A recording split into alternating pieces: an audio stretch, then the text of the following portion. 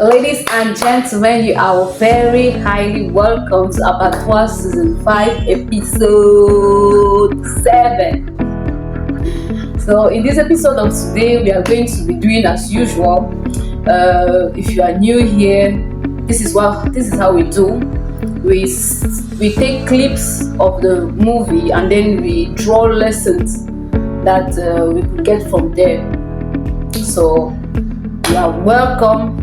Settle down. This season or this episode is fully packed. You are going to catch one or two things that will help you for the weekend, for today, even for future use, right? And that reminds me, if you are not watching Abattoir,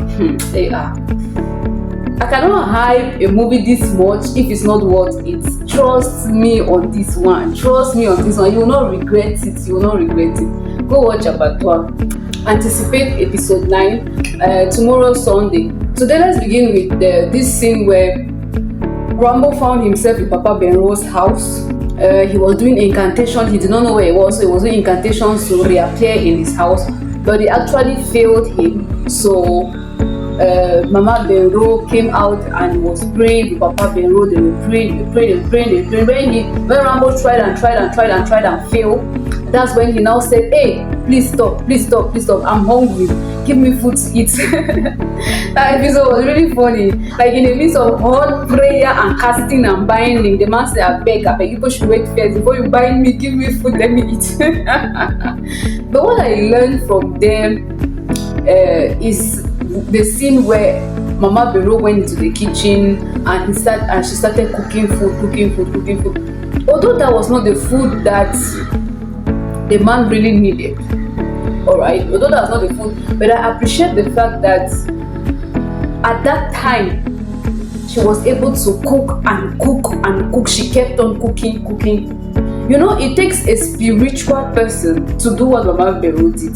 It takes somebody with high level spiritual intelligence to cook for a stranger that you have been binding.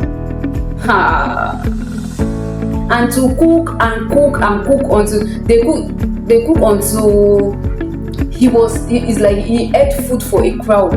For one person to be cooking like that for a stranger, that is a demon.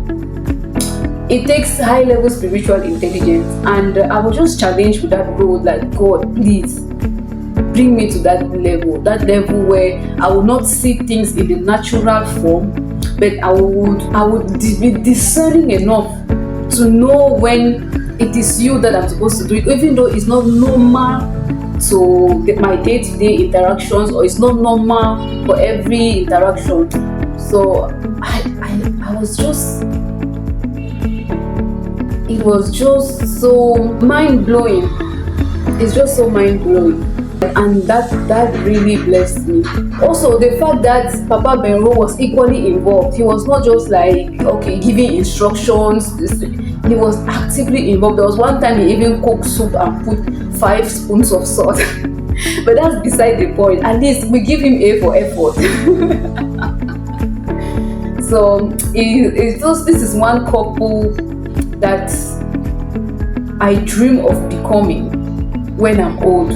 Yes, like everything spiritual, people that can mentor other people.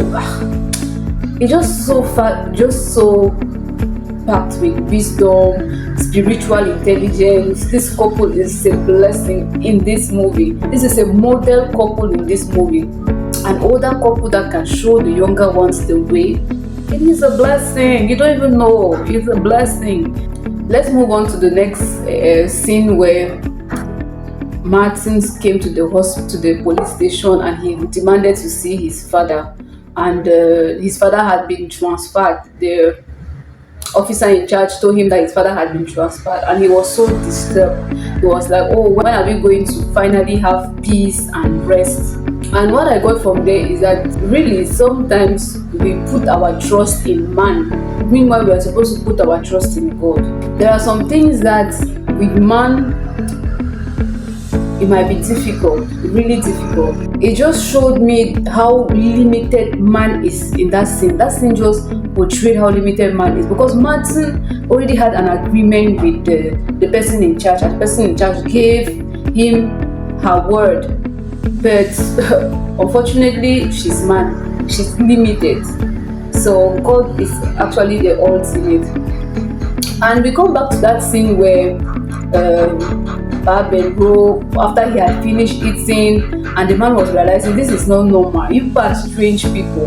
How can you give a stranger food and this much food? And it is this kind of abnormal stranger. There, I just saw how when we are yielded completely to God, we can allow the life of God or the love of God to flow through us.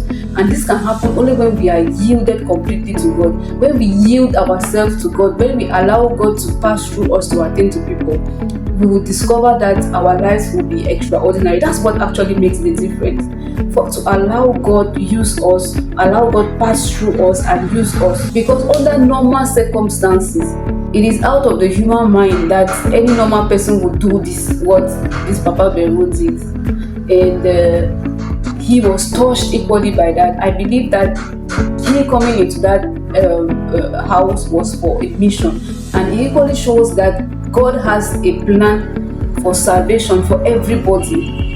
You cannot, even if you are the worst person on earth, God will still give you a chance for salvation.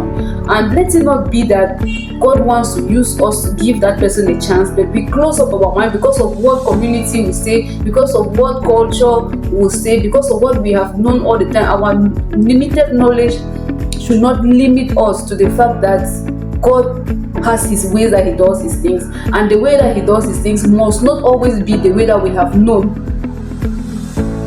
So God has a plan for salvation for everyone. I don't sincerely believe that there is anyone who will die without hearing the gospel. He gives a chance to everybody. That's the beauty about it. What a beautiful God. Can you imagine? God gives chance to everybody. Our next slide is just very simple.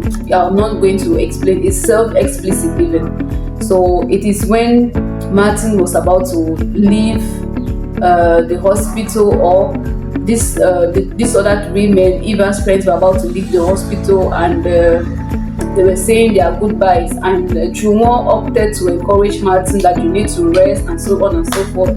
And Nicholas was like, I beg, this is an elderly person, this is their spiritual grandfather, you are not supposed to encourage him like that. And Martin was like, no, nobody is too old to receive encouragement, or nobody is too young to receive encouragement. So that's just what I got from there. It's not, because sometimes too I used to feel like this is fast, or what do I want to tell him that he does not know? But I got that I should be encouraged to do so because nobody is too old to receive encouragement. Okay, what touched me in our next slide is the way that Chief Duro Sonia was so composed in answering Frank's questions. So the way he was so careful about his words, I was really, if it was me, I would have just blotted out, yes, I killed this person, but Jesus says I saved me, blah blah blah blah blah. But it was not necessary. And I was so encouraged by the way his composure in answering his questions. He was trying to choose his words, even though later on they actually had to get him to admit what he did. But if you watch that scene, you will see the way he was being very careful with his words, and that really just encouraged me. And I was like, wow, this is really something that I need to emulate. So these are the things that I'm bringing to you. These are the blessings that I brought to you from episode 7. Go watch it. You might be blessed. There are some things that you might gather that I was not able to gather. So I encourage you to watch Abattoir. With that, see ya. Maranatha. Jesus Christ is coming very soon.